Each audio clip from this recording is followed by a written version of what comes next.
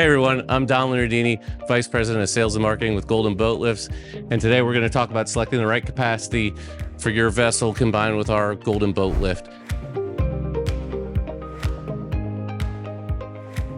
There's a number of factors that impact this. Obviously, the dry weight of the boat, number of outboard engines, how much fuel, how much water, how many other ancillary accessories you put on the boat. Determining the dry weight is paramount. So a lot of people are going to tell you, hey, your boat, I'm familiar with that kind. You're good with just going with this capacity.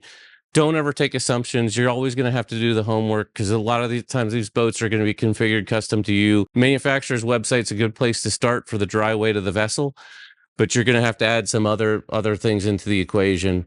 First off, outboard engines on average are going to be 700 pounds a piece. The next thing you want to plan on is also looking at the weight of fuel and water, because you're obviously going to have ice for fish and all that. So a good rule of thumb is to add your water and fuel capacity and multiply it times 8 pounds. And that's going to get your number on how much your fuel and water are going to weigh in addition to your motors.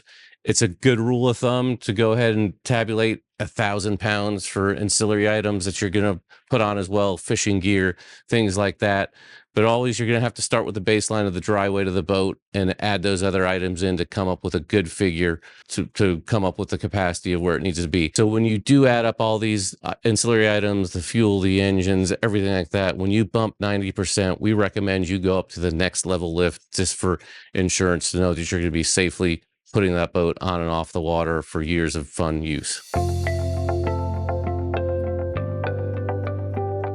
The next component would be center of gravity. When we look at the lift, let's say this is a 30,000 pound capacity lift for simplicity's sake. So it's really two lifts in one. It's 15,000 pounds at the rear and it's 15,000 pounds at the front. So if we don't center the boat, we're going to tax one side of the lift more because that side of the lift is really only rated for that much weight. So determining that true center of gravity so the boat's always cradled at the right point is paramount. We provide a sticker.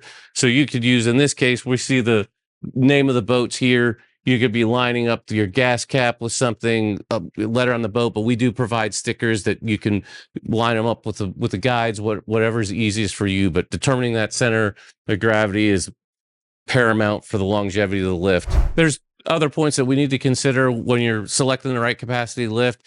And first one is we need to think in the back of our head, what's going to be the next boat, right? So we joke in this industry, you commonly have a 2-foot-itis. You're always thinking about that next bigger boat. So if you know in the back of your head that you like the boat you currently have, but really in 2 or 3 years, you want to have a different model that's heavier and larger, there's really no way to configure one capacity lift and upgrade it to the next level. So if you know you're going to get a bigger boat, you want to make sure that you're really building the lift today around the boat you want to have in the next few years. We can easily bunk a higher capacity lift for your current vessel, but be ready for the next one to ensure that you're always going to have very good, safe usage for fun on the water with family and time fishing.